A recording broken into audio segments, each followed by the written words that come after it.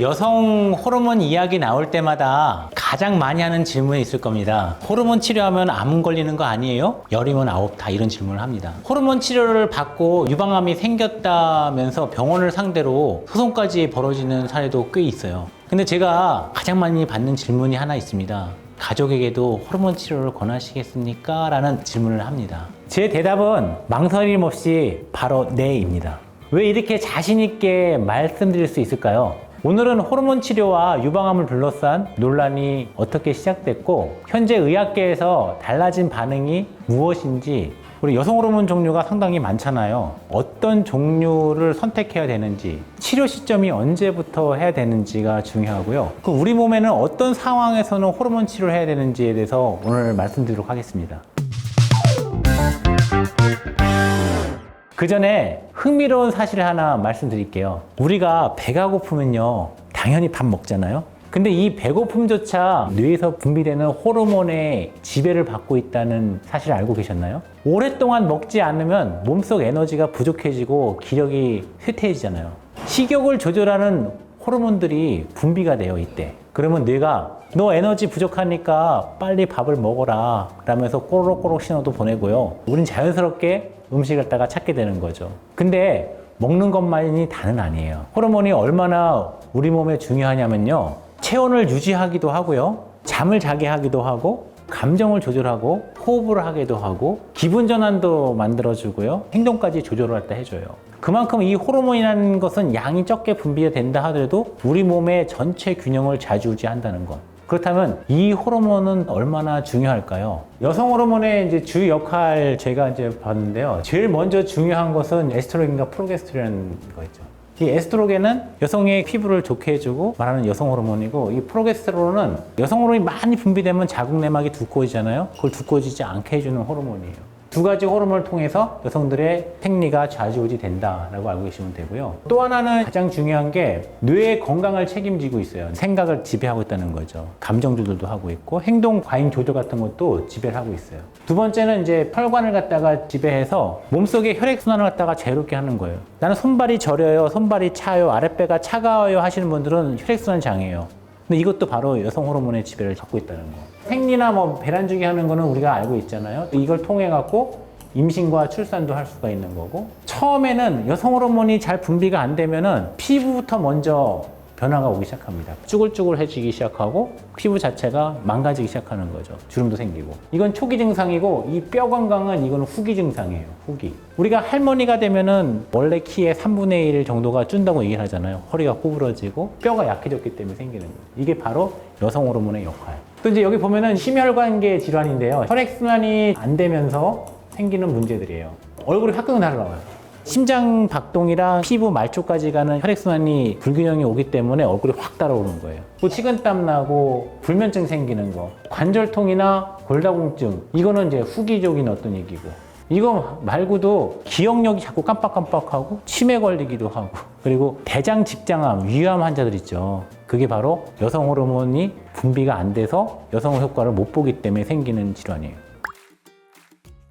이런저런 이유로 인해서 의학계에서는 부족해진 여성 호르몬을 다시 보충해주는 방법을 연구하기 시작했는데요. 1942년도에 여성 호르몬 치료제가 개발이 됐어요. 1942년, 얼마 안 됐죠. 본격적으로 호르몬 치료를 하는 시대가 열렸는데요. 폐경으로 감소한 에스트로겐과 프로게스테론을 보충하는 호르몬 대체요법이 널리 사용됐어요. 어떤 거냐면은 우리 여성들이 이제 처음에 이제 날짜를 갖다가 이제 잡았을 때 이날이 이제 생리 시작일이라고 보면은 첫째 날이죠. 그러면 이제 여기 14일째 되는 날 배란이 되기 시작합니다. 여성들의 임신이 이루어지는 시기는 요 시기인데요. 임신이 이루어지지 않으면 다시 생리가 시작됩니다. 근데 여기 우리가 잘 받을 거는 여성 호르몬이 처음에 이제 생리 막 시작했을 때는 여성 호르몬 수치가 쭉 올라갑니다. 여성 호르몬 수치가. 배란기 시점에서 살짝 꺾였다가 다시 또 올라가요, 이게. 요 구간이 바로 임신 가능 기간입니다. 12일째부터 시작해갖고 19일 정도, 18일 정도까지. 요 기간 동안에 임신이 안 되면은 여성 호르몬은 급격히 푹 떨어지기 시작하죠, 이게. 푹 떨어지기 시작하고. 근데 이게 바로 이제 여성 호르몬 역할이에요. 보통 우리가 아는 에스트로겐이라고 얘기하는 게 바로 여기서 나와요. 그런데 우리가 요 시점부터 다시 또 올라가고 있는 호르몬이 하나 또 있어요. 이 호르몬 자체는 황체 호르몬이라고 하면서 자궁 내막을 안정시켜주는 역할을 해요. 처음에는 이제 생리를 시작할 때 내막이 이렇게 얇게 있어요, 얇게. 요 내막을 이렇게 키워주는 역할을 하는 게 바로 이 여성 호르몬이에요. 내막 두께가 이렇게 커져갖고 이제 배란기쯤 됐을 때 여기 한 12mm 정도까지 커지거든요. 계속 마냥 커지게 되면은 출혈이 많이 생기잖아요. 그래서 배란이 되고 난 다음에는 바로 임신 호르몬인 프로게스테론이라는 호르몬이 나와요. 그럼 이게 더 커지다가 너 고만 중지해 하면서 딱 멈춰줍니다. 멈춰주고 여기서는 수정란이 들어와서 착상이 될 수 있게끔 환경을 만들어주는 게 바로 이 프로게스테론이라는 게 호르몬이에요. 근데 이 호르몬 자체가 여기서 급격하게 쭉 늘어납니다. 이렇게 여기서 한번 뚝 꺾이죠. 임신이 안 됐을 때. 여기서 임신이 되는데 임신이 안 됐어요. 그러면은 여성 호르몬과 황체 호르몬이 갑자기 떨어지면서 자궁 내막은 여기가 이제 들리게 되면서 여기에 있던 아기 집을 위해 했던 부분들이 다 나오는 게 바로 생리혈이에요. 이게 계속 반복되는 거죠. 그래서 여성 호르몬은 대체요법이 생겼는데 처음에 여성 호르몬을 갖다가 먼저 공급해줘요. 이 기간 동안에. 그 다음에 똑같이 여기 여성 호르몬과 이 프로게스테론 호르몬을 갖다가 공급해주는 이 요법. 가급적이면은 생체에서 분비되는 호르몬의 배율을 맞춰갖고 해준 게 바로 호르몬 대체요법이에요. 이런 경우에는 자궁이 있는 여성들에 한해서 이 요법을 갖다가 사용을 했고요. 당시에는 안면 홍조나 수면장애, 질건조증 같은 갱년기 증상을 효과적으로 완화할 뿐만 아니라 골다공증도 예방하고요. 심혈관계 질환까지 낮출 수 있는 것으로 기대를 모았습니다. 그리고 1966년도에 여성 호르몬 치료를 대중에게 폭발적으로 알린 계기가 하나 생기는데요. 미국 산부인과 의사 로버트 윌슨이 영원한 여성성이라는 책을 출간했는데요. 어떤 얘기를 하냐면요. 여기서 여성 호르몬 치료제가 없으면 여성성이 사라집니다라고 나옵니다. 이 여성 호르몬 치료제는 영원한 젊음의 묘약으로 소비되고 인식하기 시작한 거죠. 이 당시부터. 그래서 여성 호르몬 치료를 받으면 젊음을 유지할 수 있고 늙지도 않고 평생 여성성을 유지할 수 있다. 이 주장을 했어요.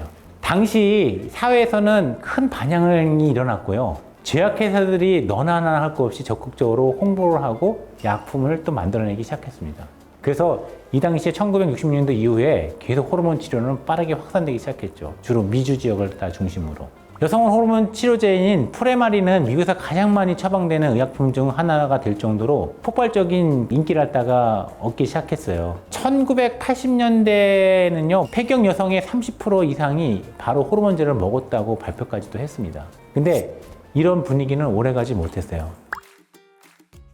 2002년도에 또 하나의 사건이 벌어집니다. 전 세계 호르몬 치료의 흐름을 완전히 뒤바꾼 연구 결과가 발표가 됐는데요. WHI라고 하는 연구인데요. 1만 명이 넘는 여성을 대상으로 해서 진행된 초대형 연구였고 대단히 프로젝트였어요. 과연 이 여성 호르몬이 여성들의 수명도 연장해주고 젊음을 유지할 수 있나? 두 가지 그룹으로 나눠서 치료를 했는데요. 한쪽은 여성 호르몬제를 복용하고 다른 한쪽은 가짜 약을 복용하도록 플라세보 약을 갖다가 주도록 한 연구입니다. 그리고 평균 5년 동안 추적 관찰한 결과가 2002년도에 바로 발표가 됐는데요.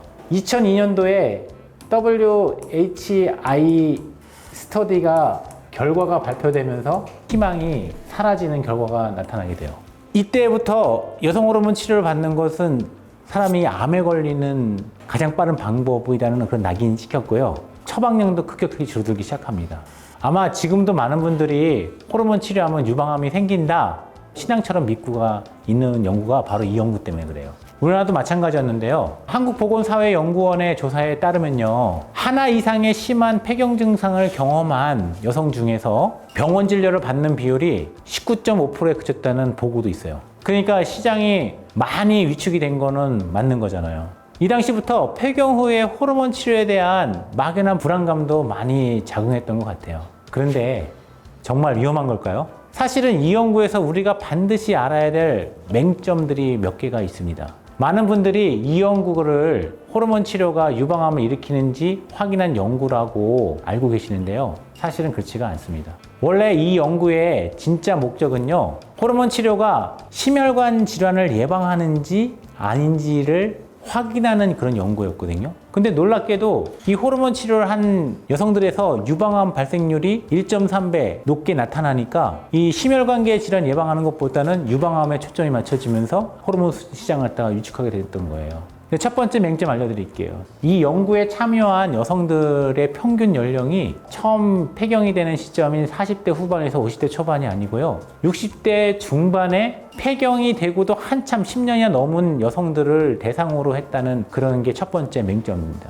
이미 심혈관 위험인자를 갖고 있거나 과거에 치료를 받던 사람들, 호르몬제를 치료했다가 안 했던 분들도 상당히 많고, 두 번째 맹점은 이분들이 대부분 다 심한 비만에 시달렸던 환자들이 60%가 넘었다는 거예요. 세 번째는 서양인들, 미국 사람들한테 많은 브라카진이라는 게 있어요. 유방암 유전자가 있는데 한국이나 동양에는 많지가 않거든요. 이 세 가지를 지적을 하고 있습니다. 한국사에서는. 모든 폐경 여성에게 그대로 적용해도 되는가? 바로 이 지점에서 의학계의 새로운 재검토가 시작이 됐죠. 한국 여성들한테서는 유방암 유전자가 없어요. 그렇게 뚱뚱한 사람들 많지가 않고. 이거는 다시 재점검할 필요가 있었던 거죠.